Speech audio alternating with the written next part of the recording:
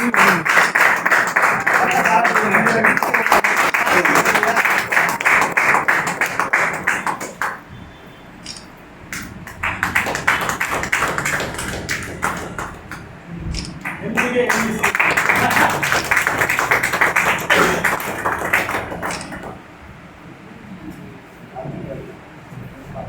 இந்த நாளில் நம்ம சந்திச்சதுக்கு மகிழ்ச்சி அடைகிறோம். அடுத்த வருஷம் சந்திக்கிறோம்னா நான் ஒரு கோடீஸ்வரனா இருக்குவேன். ஈகல் எடுக்கவே கோடீஸ்வரன் ஒரே கல்ல கட்டுவாங்க. இப்போ போய் பேசுகிற வீட்டில் ஈகல் எடுக்கவே பேசுகிறேன், ஹெல்த்தை பற்றி பேசுகிறேன், எது வேணுமோ எடுத்துக்கோங்க முடிஞ்சு வச்சா ஒரே கல்ல ரெண்டுமாங்க. நான் ஈகல் ரெண்டு கோடியும் கோடீஸ்வரனா இருப்பேன், என் பேர்லேயும் கோடீஸ்வரனா இருக்கேன். ஒரே கல்ல ரெண்டு கோடீஸ்வரனா ஆக போகிறேன். உங்களுக்கு வாய்ப்பு கிடைச்சிருக்கு. இறைவன் கொடுத்த பொருளுக்கு சக்தி பயன்படுத்திக் கொள்ளுங்க.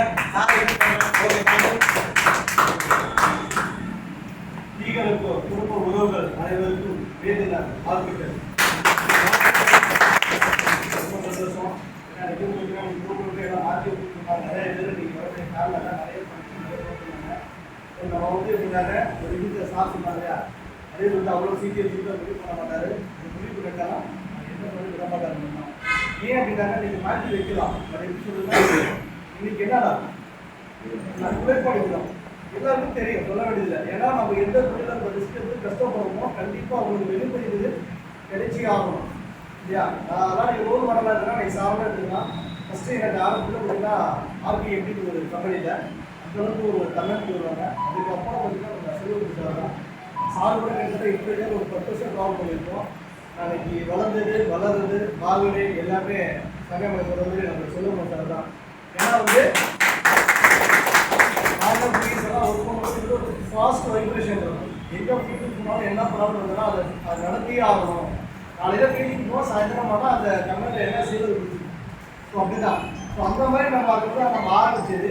ஸோ அதுக்காக நீங்கள் நம்ம ப்ரோக்ராமை நம்ம நடந்ததே ஆகணும். ஏன்னா நம்ம எப்போ கசிங்கமாக சாப்பிட முடியும். நம்ம என்னைக்கு பேசணுமோ அதே தான் அவங்களுக்கு கொடுத்தாகும்.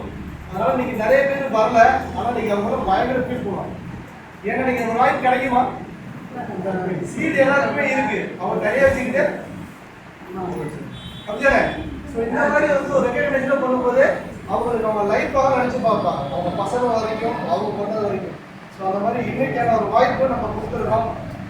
ஓகே, நம்ம நிறைய விஷயத்த ஷேர் பண்ணலாம். ஆனால் டைம் வந்து ரொம்ப கம்மியாக இருக்கு. ஸோ எனக்கு ரோல் மாடலாக சாரெல்லாம் நாங்கள்லாம் எடுத்துகிட்டு வந்துருக்கு. நாங்கள் ஒவ்வொரு நாளும் பாசிட்டிவ் பேசும்போது சாரெல்லாம் வந்து அவ்வளோ தான் பேசியிருக்கோம். இன்னைக்கு சார் நம்ம கம்பெனிக்கு வந்து இருந்தது நான் ரொம்ப சந்தோஷப்படுறேன். வாய்ப்பை ஏற்படுத்த நம்மளோட முருகி சார் எப்பயுமே ஒன்றாவே ஒன்றாவே கால் பண்ண பேசுவோம். சரி, இதுக்கு இந்த வாய்ப்பை சந்தோஷத்தை சாருக்கு நல்ல ஒரு பழக்கம் பண்ணிருக்கு. ஏன்னா எங்கேயாவது மீட் பண்ண சில பேருக்கு அரசியல் போனால் கிடையாது. நம்ம எங்கே மீட் பண்ணாலும் ஒரு அன்பா பாசமா இது எப்பயுமே கண்ணு தான் சொல்லுவோம். என்ன கண்டு பண்ணுறீங்க, என்ன செய்யறீங்க பார்ப்ப. ஏன்னா அவங்க அந்த அவங்களுக்கு கற்றுற விஷயம்தான். இதுக்கு நம்ம அவங்க சீக்கிரம் முடிவு பண்ணக்கூடாது. அப்படி முடிவு பண்ணிட்டா சார் சொல்லும்போது என் பேச்சை நானே கேட்க மாட்டேன். அது போல முடிவு பண்ண முன்னாடியும் பிளான் பண்ணணும். ஸோ அந்த மாதிரி நிறைய இடர்பாடு இருந்தாலும் நீங்கள் ரொம்ப சிறப்பாக பக்காவாக எல்லாருக்கும் நல்லபடியாக பண்ணி முடிச்சாச்சு. ஸோ இந்த கம்பெனி நிறைய பேர் நிறைய டவுட்லாம் இருக்குது. இன்னும் என்ன கேட்கலாம். இந்த கம்பெனி ஆரம்பிக்கும் போது என்ன நிறைய பேர் சொன்னாங்க விஷயத்தெல்லாம். ஸோ நம்ம அதை பேச வேணாம். இப்போ நாம் என்ன நினைச்சோமோ அதை கொண்டு போயிடுவோம் இல்லையா. நம்ம எப்படி நினைச்சோமோ கொண்டு போயிடுவோம். நமக்கு அப்புறம் நம்ம கம்பெனியை பார்த்துட்டு ஒரு 5 கம்பெனி ஸ்டார்ட் பண்ணாங்க. எல்லாருமே ஸ்டார்ட் பண்ணாங்க. அந்த 5 கம்பெனி எவ்வளோ சீக்கிரம் பண்ணாங்களோ முடிச்சிட்டாங்க. ஏன்னா அது மாதிரி நிறைய சீட்டு கம்பெனிலாம் என்ன ஆகும், எப்போ மூடுவாங்க அப்படிங்கிற ஒரு பிரமிப்பு இருக்கு. பட் லாபம் அப்படி கிடையாது. ஏன்னா நம்ம வந்து திடீர்னு அந்த தொழில் பண்ணலை. கிட்டத்தட்ட ஒரு 15-20 வருஷமா ஒவ்வொரு கம்பெனியும் அடிப்பட்ட வலி சொல்லுவாங்க இல்லையா. ஒரு கல் சிலையா இருந்தால் என்ன பண்ணியிருக்கு, அடி அந்த அளவுக்கு அடி வாங்கி வலிச்சு எந்த கல் வலியை தாங்கிச்சு அந்த கல் தான் கோயில சிலையா இருக்கு. அடி வாங்காதது வழியில மிதியோடு சொல்லுவாங்க. அந்த மாதிரி நம்ம வந்து ஒவ்வொரு டைமும் போயிட அடியும் வலியும் தான் அன்றைக்கி நம்ம விஷயத்தை உருவாக்கி இருக்கோம். ஸோ இது சாதாரணமாக இல்லை. நம்ம கம்பெனி ஷார்ட்டாக சொல்ல முடியாது. ஃபியூச்சர் கம்பெனினா ஒரு கார்பரேட் கம்பெனி. ஒரு கார்பரேட் கம்பெனி எந்த அளவுக்கு கொண்டு போகணுமோ அதுக்கான விஷயம் அத்தனை நடந்துட்டு இருக்கு. ஏன்னா நிறைய பேர் வடிகள் ஸ்டார்ட் பண்ணான்னு சொல்லி என்னுடைய ஃபார்மரில் நிறைய பேர் ஸ்டார்ட் பண்ணாங்க. எல்லாரும் தெரியும் சார்லாம் டக்கு ஸ்டார்ட் பண்ணாங்க. அவன் என்ன பணம் வருதா பார்த்தாங்க. என்ன பணம் வருது இல்லையா, ஒரு மாசத்துக்கு 6 லட்சம் ரூபா வரும். ஒரு சீட்டுக்கு 1000 ரூபா மேடம். 50 பேருக்கு மாசம் 6 லட்சம் ரூபா. 6 லட்சம் ரூபா அப்படிங்கிற மாதிரி இப்போ நம்ம பண்ணிட்டு 5வது பாகம். அப்போ என்ன அமௌண்ட் ஒரு கேஜிக்கு 6 லட்சம். அப்போ அமௌண்ட் பெருசாக வந்து எதிர்பார்க்குறாங்க தவிர அது எந்த அளவுக்கு பண்ண முடியும்னு தெரியும். ஸோ நாம் அப்படி கிடையாது. ஸோ எந்த விஷயத்த சரியாக எடுக்கிறோமோ ஒவ்வொரு விஷயத்துக்கும் நம்ம சொன்ன மாதிரி ப்ராடக்ட் இன்ன வரைக்கும் ஃபஸ்ட்டு ஸ்டார்ட் பண்ணி சொன்னாங்க கம்பெனி ஸ்டார்ட் பண்ணுறாங்க 16 நாள் வந்து மொத்த பொருள் கொடுப்பாங்க. அப்போ தான் எல்லா மக்களும் எடுத்துக்கிட்டு நடந்துட போக மாட்டாங்க, ஓடுவாங்க நாங்கள் சரியா. அது மாதிரி இல்லாமல் நம்ம 16 மாதம் பொருளை கொடுத்துட்டு ஸ்டார்டாக நிற்போம். ஏன்னா நிற்கும் லைஃப்லாம் நம்ம கம்பெனி நம்ம அவங்க நினைக்கலாம் கிடையாது. ஸோ நம்ம ஒரு கம்பெனி ஃபியூச்சர் ஒவ்வொரு விஷயம் நம்ம சொன்ன மாதிரி நம்ம கேரளாவை மேனுஃபேக்சர் பண்ணி சார்னா தெரியும் பட்டத்தை பண்ணி நம்ம கொடுத்துருவோம். ஒரே சார் பட்டையை பார்த்துருக்காங்க, பார்த்து பேரும் பண்ணுறாங்க. ஸோ நம்ம நினைச்ச விஷயத்த 1% கூட மிஸ் பண்ணாமல் 100% பண்ணுவோம். இது அதிகபட்சம் என்னன்னாங்க இன்னைக்கு பிரான்ச் நிறைய பேர் கொடுக்குறாங்க, எல்லா கம்பெனியும் ஸ்டாக் பாயிண்ட் பிரான்ச்சும் கொடுக்குறாங்க. ஆனால் அவங்க வந்து இன்வெஸ்ட்மெண்ட் பண்ணணும் ஓகேயா. ஆனால் நம்ம கம்பெனியில் தமிழ்நாட்டிலேயே எல்லாம் ஏரியா சொல்றது தமிழ்நாட்டிலேயே ஒரு கம்பெனி பிரான்ச் கொடுக்குறதுனா ₹1 செலவே இல்லாமல் கொடுக்கும். 5 லட்சம் ரூபாய்க்கு ஒரு கம்பெனி ஸ்டார்ட் பண்ணி இருந்தாலே எவ்வளோ பண்ணுறது தெரியும். இன்னும் பண்ணி தான் இருக்காங்க. ஆனால் எந்த ஸ்டாக் பாயிண்ட்டுக்கும் ₹100 பணமே கட்ட வேண்டாம். ஜஸ்ட் ஸ்டாஃப் சொன்னாங்க இல்லையா, ஒரு கஸ்டமர் பேஸ் நீங்கள் ஜாயின் பண்ணிருக்கீங்க, உங்களுக்கு கண்டிஷனரே தேவையாது. ஒரு குறிப்பிட்ட நாளுக்குள்ளலாம் அப்படின்னு பண்ணிட்டு நீங்கள் மினிமம் ஒரு 350 கஸ்டமர் பண்ணிட்டீங்கன்னா உங்களுக்கு ஃப்ரீ ஸ்டாக் வந்து 5 லட்சம் ரூபாய்க்கு மதிப்பு. அதில் உங்களுக்கு வரக்கூடிய லாபத்தில் 20% ப்ராஃபிட். ஒரு எக்ஸாம்பிள் சொல்லணும்னா என்ன சொல்லிட்டாங்க, இப்போ வசந்தோ டாலிங் பெரிய பெரிய நிறுவனம் இல்லையா, அங்கே நீங்கள் எத்தனை கோடிக்கு தேவையானாலும் வருமானம் எவ்வளோ தான் வேலை பண்ண முடியும். அந்த பிக்சர் சேலரி அதாவது ஒரு ஜிஎம்ஆர் இருக்கட்டும், ஆரமாக இருக்கட்டும், சேல்ஸ் பண்ணாங்கட்டும், ஒரு 10,000, 40,000, 50,000 அதுதான் எத்தனை கோடி டாலர் ஆனாலும். நம்ம ஈகர் அனுப்பல ஒரு ப்ராடக்ட் கொடுத்தாச்சு, அதுக்கு நீங்கள் வாடகை கட்ட போகிறதில்ல, அது கம்பெனியே வாடகை கட்டிக்கும். அது கரண்ட் பில்லு கம்பெனி, அதுக்கு சேலரி கம்பெனி. ஏதாவது பண்ணிருக்கலாம், யாராவது கேள்விப்பட்டீங்களா? வாய்ப்பு கிடையாது. ஆனால் நம்ம கம்பெனியில் டிஸ்ட்ரிபியூட்டர் நீங்கள் ஒரு ஷோரூமுக்கு ₹1 வயசில் பணம் கிடையாது. எல்லாமே கம்பெனி பண்ணி கொடுக்கணும். 5 லட்சம் பண்ணி கொடுத்து வாடகை கரண்ட் சேலரி எல்லாம் கொடுத்துட்டு அந்த நடக்கக்கூடிய டேர்ன்ஓவர்லேருந்து 20% ப்ராஃபிட். எக்ஸாம்பிள் இந்த மாதம் 1 லட்சம் ஒழுங்கா 20,000 ரூபா, அடுத்த மாதம் 5 லட்சம் ஒழுங்குனா 1 லட்சம் ரூபா. அப்போ என்னன்னா உங்களுக்கு வந்து 10 வசந்தம் வந்து அந்த சேல்ஸ் மட்டும் ஒரு 10 கோடிக்கு வந்தாலும் அந்த சம்பளம் கொடுப்பாங்க.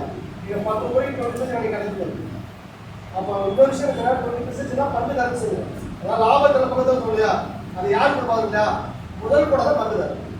உண்மைதான் சார், ஒரு கம்பெனியில் நீங்கள் முதல் போட்டாதான் பங்குதாரர். நீங்கள் முதல் போனீங்களா, ₹1 கூட முதலே போடாமல் ஒரு முதலே வைக்கணும். இன்னும் சொல்ல போனால் இப்போ ஒரு பிராட்சி நான் எடுக்கணும் அப்படின்னாக்க நான் பணம் கட்டி நான் சாப்பிட்டு தான் அந்த ஓட வர முடியும். பட் நம்ம கம்பெனியில் உங்களுக்கு ஓடுறது நிறைய கொடுக்கணும். எப்படின்னாக்க ஒரு பிராட்சி கொடுக்கணும் இல்லையா, இந்த பிராட்சிக்கு யார் ஓடுது, இப்போ ஓட போட முதல் போட முடியா.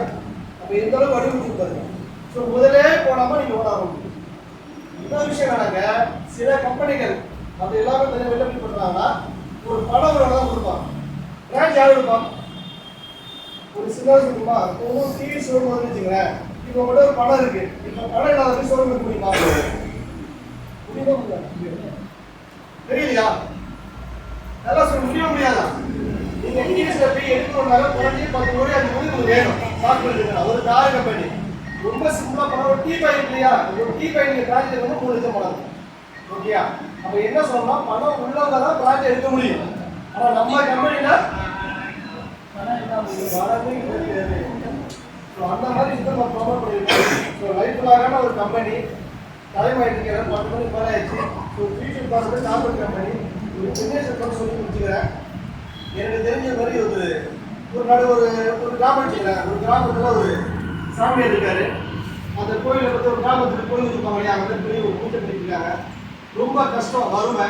அவர் சொன்னார், உங்கள் கோயில நான் வந்து எனக்கு எல்லாம் பூஜை பண்ண போகிறேன், எங்கள் வீட்டில் ரொம்ப வறுமையாக இருக்குது, இதாக பண்ண சொல்லிட்டு ரொம்ப வீட்டில் சூழ்நிலாம் நான் ஒய்ஃபெல்லாம் குழப்பாங்க சார். என்ன பண்ணிட்டு என்ன பண்ண முடியும், அந்த தட்டில் என்ன பண்ணுறீங்கன்னா அந்த தட்டில் ஒரு வருமானம் தான் அவருக்கு வருமானம். அப்படிங்கும்போது அந்த கோயிலில் வந்து இப்போ அவருக்கு டெய்லி பூஜை பண்ணுறோம் அந்த கோயிலில் என்ன சொல்லுவாங்க இல்லையா. ஸோ அந்த மாதிரி அவர் மனைவி கும்பிட்றாரு. அந்த கோயிலுக்கு திடீர்னு என்ன பண்ணுறது, தாவி அவருக்கு தரிசனம் கொடுக்குது. யாருக்கு, அந்த ஐயருக்கு என்ன சொல்றது அப்படின்னாங்க, சாப்பிட முடியும் நல்லா சொல்லிட்டாங்க. சரி ஓகே, இதாக நல்லா பண்ணிட்டு இருக்க ஒரு சூழ்நிலை இருக்கு, நீ என்ன பண்ற, நல்லா அமாவாசை அன்னைக்கு நல்லா குளிச்சு நல்லா சுத்தம் பண்ணிட்டு ஒரு பூஜை பண்ணு. அந்த பூஜையில வந்து நான் உனக்கு வந்து ஏதோ ஒரு பக்கம் நான் தோன்றுவேன். அப்போதைக்கு என்னைய நம்பி என்னை கையை எடுத்து கட்டி தள்ளி வச்சுக்கோ.